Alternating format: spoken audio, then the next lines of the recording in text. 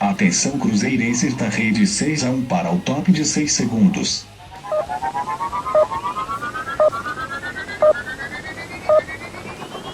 E aí galera, tudo bem com vocês? O vídeo de hoje será mais uma atualização de mercado aí do Cruzeiro, especialmente falando de jogadores que podem deixar o clube, também com uma ponderação aí sobre contratações feitas com outros clubes e aquela grande contratação prometida pelo Ittair Machado no mês de janeiro. Desde o início eu vou pedir para você deixar o like no vídeo, se inscrever no canal caso não seja inscrito e usar os comentários para manifestar as suas opiniões sobre cada um dos assuntos aqui abordados. O primeiro nome que é interessante a gente falar é sobre o zagueiro Dedé, né? O jogador que vem fazendo uma excepcional temporada, voltou a jogar aí no seu mais alto nível. Dedé vem sendo ventilado nos últimos dias como possível reforço do Lyon da França, tá? O clube estaria interessado na contratação do jogador. Entretanto, o Ittair Machado veio a público lá através de rede social falando que o Dedé não está à venda e que não há possibilidade dele deixar o clube. Entretanto, como a gente viu naquele vídeo que fiz semana passada sobre os direitos econômicos de cada jogador, o Cruzeiro não tem nenhum percentual de direitos econômicos do Dedé. Apenas um acordo de que vai receber parte de uma transferência, né, caso haja uma negociação do jogador. Quando a gente olha os problemas físicos que o Dedé teve e também a questão da idade, talvez essa seria a última possibilidade dele ir jogar num clube europeu. E eu acredito que se vem de fato uma grande proposta, o Cruzeiro não teria muito o que fazer para rejeitar isso, né? O Cruzeiro acabaria meio sendo refém da história por não ter parte dos direitos do jogador e acabaria tendo que ceder. Mas para ser bem sincero, considerando os mesmos fatores da idade e o histórico de lesões do Dedé, eu acho que isso é mais uma especulação. Não acredito de fato que o Lyon faça uma grande investida pela contratação do Dedé, ele que tem contrato com o Cruzeiro até o final do ano que vem, e acredito sinceramente que ele não vai deixar o Cruzeiro, tá? Eu acho muito improvável que um clube europeu invista uma grana alta, né, num jogador que tem o histórico que o Dedé tem e que também não é mais nenhum garoto, mesmo que seja um zagueiro aí tecnicamente fantástico. E convenhamos, né, tomara que não pinte de fato uma grande proposta e o mito continue aí no maior de Minas, porque ele faz muita diferença nos jogos do Cruzeiro. Outro zagueiro que vem tendo a sua saída especulada é o Digão, um jogador que o Vasco tem interesse em contratá-lo por empréstimo. Parece que essa negociação já vem se arrastando nas últimas semanas, inclusive, e também foi falado em determinado momento que clubes da Arábia lá tinham interesse na contratação do Digão, lembrando que ele passou com muito sucesso por lá, né, pelo Al Hilal, inclusive jogando junto com o Thiago Neves. A questão é, eu só liberaria o Digão em uma condição: se o Cruzeiro tivesse a garantia que nem Dedé e nem Murilo vão deixar o clube. Porque se hoje a gente tem 5 zagueiros muito bons, prontos para jogar, Dedé, Léo, Manuel, Murilo e o próprio Digão, a gente tem que pensar o quê? Eu acho que um clube do tamanho do Cruzeiro, com o calendário que a gente tem e também pensando nas competições que jogamos, a gente tem que ter 4 zagueiros de altíssimo nível. Nós temos 5. Então se fosse para sair um, seria realmente o Digão, que é a quinta opção da defesa. Mas aí a gente tem que lembrar de outra situação. O Murilo é um jogador que tem mercado, já foi especulado algumas vezes no Porto e também no Benfica, clubes de Portugal, que poderiam pagar alguns milhões de euros por ele. Então, quando eu penso na questão dos cofres do Cruzeiro, o jogador mais interessante para a gente negociar seria o Murilo, porque a gente não perderia de fato no time titular, até porque o Murilo hoje não é um titular do time. A gente poderia receber uma grana importante para a situação financeira que o clube vive e já teria a reposição pronta, que seria o Digão. Então, se a gente abre mão do Digão e daqui a pouco vem uma proposta pelo Murilo, a gente teria que ou promover algum jogador da base, seja o Arthur ou o Kaká, que talvez não esteja pronto, né, fazer esse cara jogar, e isso pode também comprometer de alguma forma até a evolução do jogador, ou então a gente precisaria recorrer ao mercado. E quando eu falo do Murilo, a situação do Dedé se engloba na mesma ocasião. Então eu só liberaria o Digão para outro clube por empréstimo se fosse de fato uma situação de ter garantia que nenhum dos outros 4 zagueiros principais que a gente tem vai deixar o clube. Outra negociação que vem se arrastando é a respeito do volante Lucas Silva, que pertence ao Real Madrid e tem contrato com o Cruzeiro somente até o dia 30 de junho agora. Então nessa semana acaba aí o vínculo do Lucas Silva com o Cruzeiro, até agora não renovou, e me passa uma impressão de fato que o Real Madrid está enrolando para responder essa proposta do Cruzeiro, porque eles não têm interesse em manter o jogador aqui. Eu acho que eles vão pedir o retorno do Lucas Silva, e isso sim vai abalar de certa forma a montagem do time. E também abala uma outra situação, que foi uma proposta aí do Bahia, né, para contar com o Ezequiel por empréstimo. E o que eles têm a ver?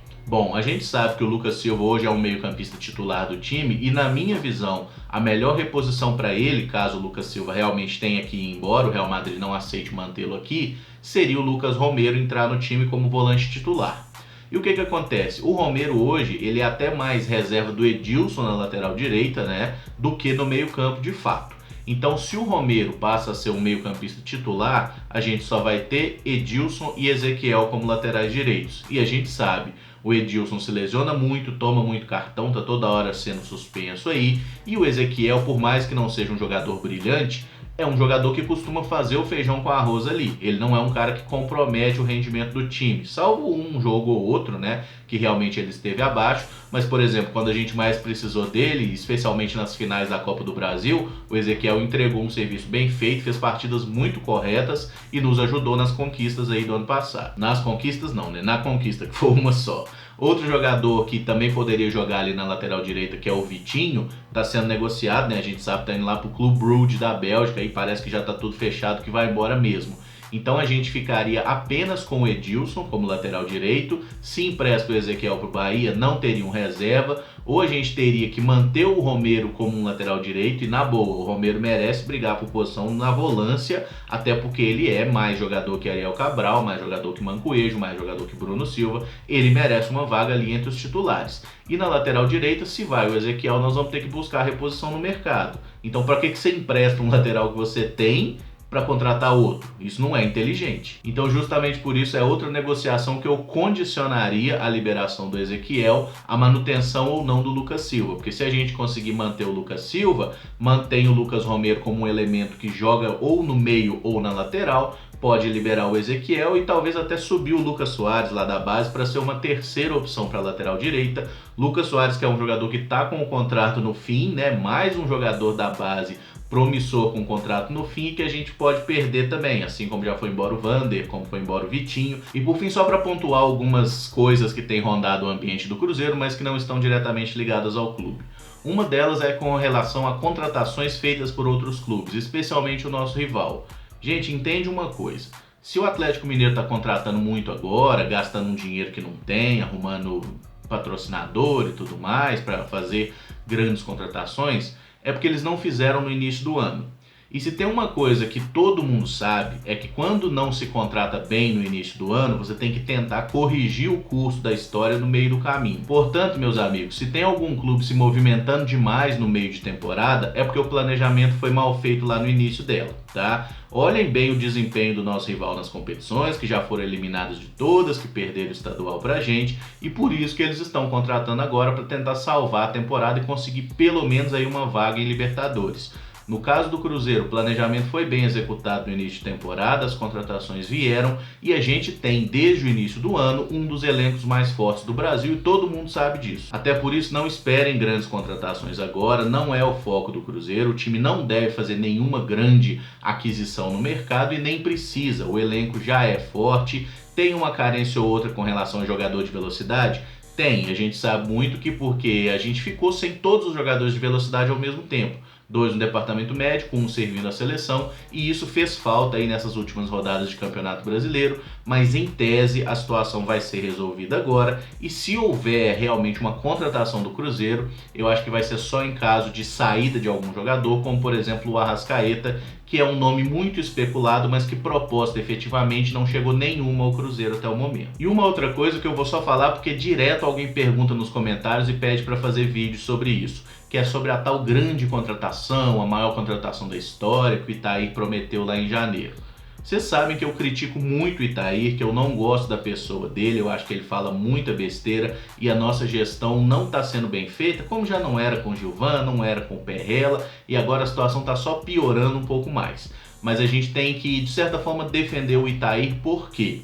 No início do ano ele falou: se o Cruzeiro atingir 100 mil sócios até o meio do ano, haverá uma grande contratação. Ele condicionou a contratação de um grande jogador ao fato da gente ter 100 mil sócios no meio do ano. Segundo o site Por um Futebol Melhor, que tem lá um medidor de sócio-torcedor por cada clube, não é a coisa mais confiável do mundo, mas é o que a gente tem disponível para poder observar isso. O Cruzeiro tem 78.700 e alguma coisa de sócios torcedores, ou seja, a gente está muito longe de bater os 100 mil. E por isso mesmo, não esperem uma grande contratação. Por quê? Ele falou, se tiver 100 mil sócios, vai ter grande contratação. Se não tem 100 mil sócios, não vai ter grande contratação, gente. Eu acho que quando ele falou isso, o nome que ele tinha em sonho realmente era o Ricardo Goulart, mas eu acho que nem se tivesse 100 mil sócios a gente contrataria o Ricardo Goulart, porque ele é caro pra cacete, tá? E nem os tais 10 milhões de euros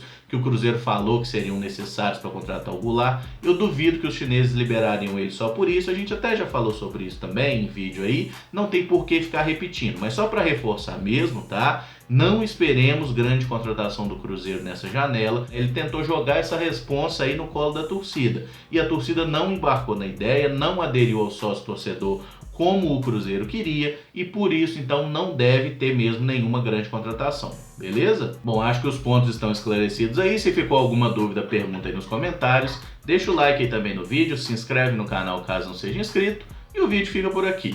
Muito obrigado por acompanhar, um abraço e até o próximo vídeo. Valeu!